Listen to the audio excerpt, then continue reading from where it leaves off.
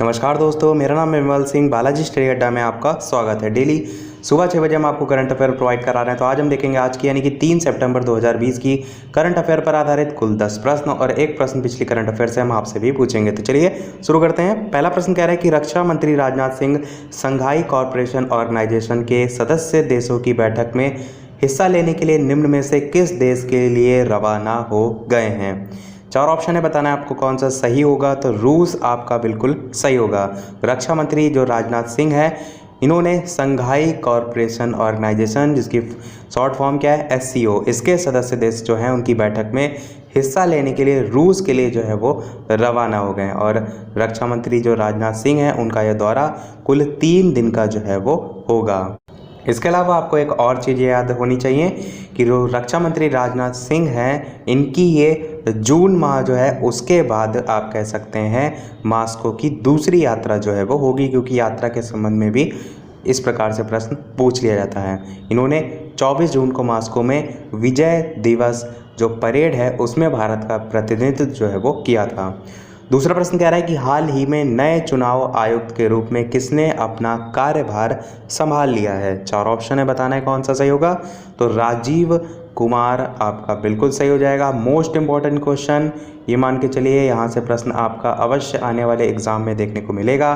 तो भारत के नए चुनाव आयुक्त के रूप में राजीव कुमार ने पदभार जो है वो ग्रहण कर लिया है। इन्होंने किसका स्थान लिया है, तो अशोक लवासा जो हैं उनकी जगह इनको जो है वो रखा गया है। पहले इस पद पर अशोक लवासा जो है वो थे।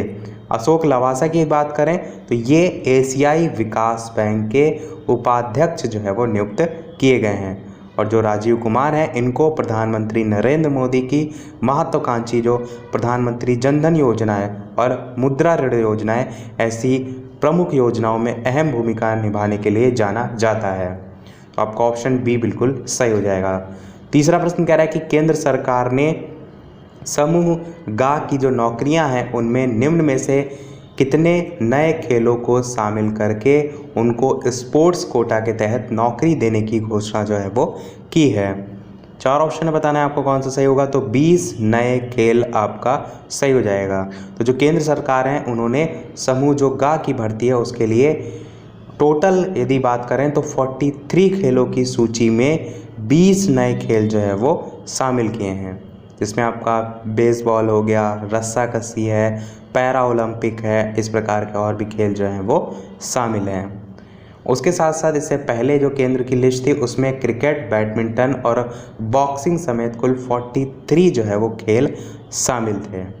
यहाँ पर आपका ऑप्शन ए सही हो जाएगा। देखते हैं अपना अगला प्रश्न, चौथा प्रश्न कह रहा है कि सुप्रीम कोर्ट ने किस मंदिर की शिवलिंग में पंचामृत चढ़ाने पर रोक लगाई है। चर्चा में रहा ये मंदिर। 4 ऑप्शन है, बताना है आपको कौन सा सही होगा। तो महाकालेश्वर मंदिर आपका सही हो जाएगा। सुप्रीम कोर्ट ने उज्जैन में स्थित, कहाँ पर है, उज्जैन में स्थित प्राचीन महाकालेश्वर मंदिर के शिवलिंग में हो रहे जो क्षरण हैं उसको रोकने के लिए कई निर्देश जो है वो जारी किए हैं। और सुप्रीम कोर्ट द्वारा जो जारी दिशा निर्देश है उसमें श्रद्धालुओं द्वारा जो शिवलिंग है उस पर घी है और अन्य जो पूजा सामग्री है वो चढ़ाई जाती थी। तो उसी को लेकर यहाँ पर जो बयान है वो दिया गया है कि पंचामृत चढ़ाने इन सभी पर जो है वो रोक लगाई गई है। देखते हैं अपना अगला प्रश्न जो है वो 5वां, विश्व नारियल दिवस निम्न में से किस दिन मनाया जाता है। 4 ऑप्शन है, बताना है कौन सा सही होगा। तो 2 सितंबर आपका बिल्कुल सही हो जाएगा। प्रत्येक 2 सितंबर को विश्व नारियल दिवस जो है वो मनाया जाता है। और नारियल दिवस के दिन नारियल से बनी हुई जो विभिन्न प्रकार की वस्तुएं होती हैं उसकी प्रदर्शनी जो होती हैं वो जो है वो लगाई जाती हैं।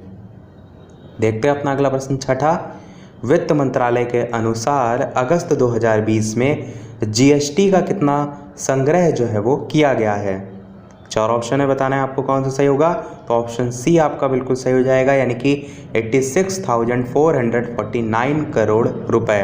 तो वित्त मंत्रालय जो है उसने कहा है कि सकल माल और सेवा कर यानी कि GST संग्रह जो है अगस्त महीने में इतना जो है वो कुल रहा है। ये लगातार दूसरा महीना है जब GST संग्रह जो है वो कम हुआ। इससे पहले जुलाई माह में यह आंकड़ा कितना था, तो 87,422 रुपये जो है वो था। देखते हैं अपना अगला प्रश्न। 7वां, ऑस्ट्रेलिया ने भारत के साथ व्यापारिक रिश्ते को मजबूत बनाने के लिए पूर्व क्रिकेटर मैथ्यू हेडन और भारतीय मूल की किस राजनीतिज्ञ को अपना व्यापार दूत नियुक्त किया है? 4 ऑप्शन है, बताना है कौन सा सही होगा। तो लीसा सिंह आपका सही हो जाएगा। तो ऑस्ट्रेलिया ने भारत के साथ आप कह सकते हैं व्यापारिक जो रिश्ते हैं उसको मजबूत बनाने के लिए कदम उठाया है। देखते हैं अपना अगला प्रश्न। 8वां, सुप्रीम कोर्ट ने टेलीकॉम कंपनियों को अपना AGR बकाया चुकाने के लिए कितने साल का समय जो है वो दिया है? 7 साल, 8 साल, 5 साल या 10 साल? 4 ऑप्शन है, बताना है कौन सा सही होगा। तो 10 साल आपका बिल्कुल सही हो जाएगा। तो सुप्रीम कोर्ट ने 1 सितंबर 2020 को टेलीकॉम जो कंपनियां हैं उनको कह सकते हैं बड़ी राहत दी है, जिसमें सुप्रीम कोर्ट ने एयरटेल है, वोडाफोन है और आइडिया है उसको AGR भुगतान करने के लिए 10 साल का जो है वो समय दिया है। तो ये आपका ऑप्शन डी जो है वो बिल्कुल सही हो जाएगा।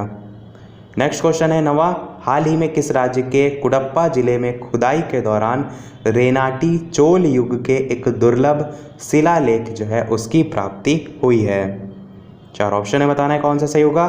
तो आंध्र प्रदेश आपका सही हो जाएगा। तो ये दुर्लभ शिलालेख किससे बने हुए हैं या किस चट्टान से संबंधित है? तो डोलोमाइट चट्टान का जो है ये एक टुकड़ा है और इस पर तेलुगु भाषा जो है उसमें उत्कीर्ण जो है किया गया है और ये जो शिलालेख है वो आपका 8वीं शताब्दी के आसपास का जो है वो बताया जाता है, जब ये क्षेत्र आप कह सकते हैं रेनाडू के चोल महाराजा के अधीन जो है वो था।